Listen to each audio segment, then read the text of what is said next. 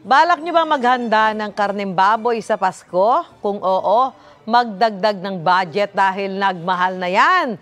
Live mula sa Blumentritt Market sa Maynila, may unang balita si Darlene Cay. Nako Darlene, mas nakaka-high blood ba yung presyo ng baboy ngayon?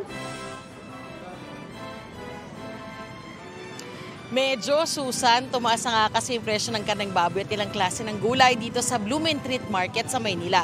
Pero kaya ako sinabing medyo dahil sabi ng mga nagtitinda, inaasahan nila na tataas pa yan sa mga susunod na araw. Yung mga mamimili tuloy kanya-kanyang diskarte yung naiisip para makatipid sa kanilang mga ihahanda sa Noche Buena. Spaghetti, morcon, ham, fruit salad at macaroni. Yan ang mga handa ni Lolita sa darating na Pasko. Ngayon pa lang, inumpisahan niya ng mamili ng mga rekado. Inuunti-unti ko na para pagdating ng disperas, hindi na sabay-sabay mabibili kahit papaano. Yung mga pang-ube, inuumpisahan ko ng bumili pa isa-isa, gatas. Napapansin niya rin daw kasi na unti-unti nang tumataas ang presyo ng mga bilihin ngayon.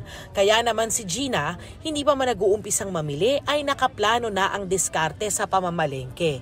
Medyo tipid lang talaga na isipin mo na mabuti. Ikot-ikot mo na para alam yung mura talaga. Plano raw nilang maghanda ng adobo, pritong manok, spaghetti at maha. Sabi ni Gina, bawas daw muna ang kanilang handa ngayon kung ikukumpara noong nakaraang taon. Mas tipid po ngayon kasi medyo mahirap po. Ngayong linggo lang, 4 na beses na raw tumaas ang presyo ng karneng baboy sa pinagkukunan ni Verlin. 280 pesos na ang kada kilo ng laman at 340 pesos ang kada kilo ng liempo dito sa kanyang stall sa Blumentritt Market sa Maynila. Siguro season kasi. Season kasi kaya nagtataas sila. Yeah, actually, yearly naman. Pero ngayon mas mataas, sunod-sunod eh. Tumumal daw tuloy ang bentahan ng baboy. Mas mabili raw ngayon ng manok na walang paggalaw ang presyo. Nagmahal na rin ang ilang klase ng gulay na pangsahog gaya ng patatas, sayote, broccoli, bawang at sibuyas. Wala daw, makuhanan daw, kumbaga yung wala daw stock, sabi nila. Kaya medyo kaya medyo mahal ng konti po ngayon. Habang lumalapit ang araw ng Pasko, asahan na raw na lalo pang magmamahal ang presyo ng ibang gulay.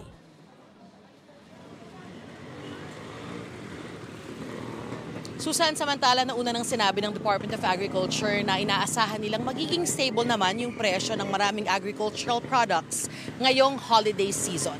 Yan ang unang balita dito sa Maynila. Ako po si Darlene Cay para sa GMA Integrated News. Mauna ka sa mga balita, bisitahin at mag-subscribe sa GMA Integrated News sa YouTube. Sa mga kapuso abroad, samahan nyo kami sa GMA Pinoy TV at sa www.gmanews.tv.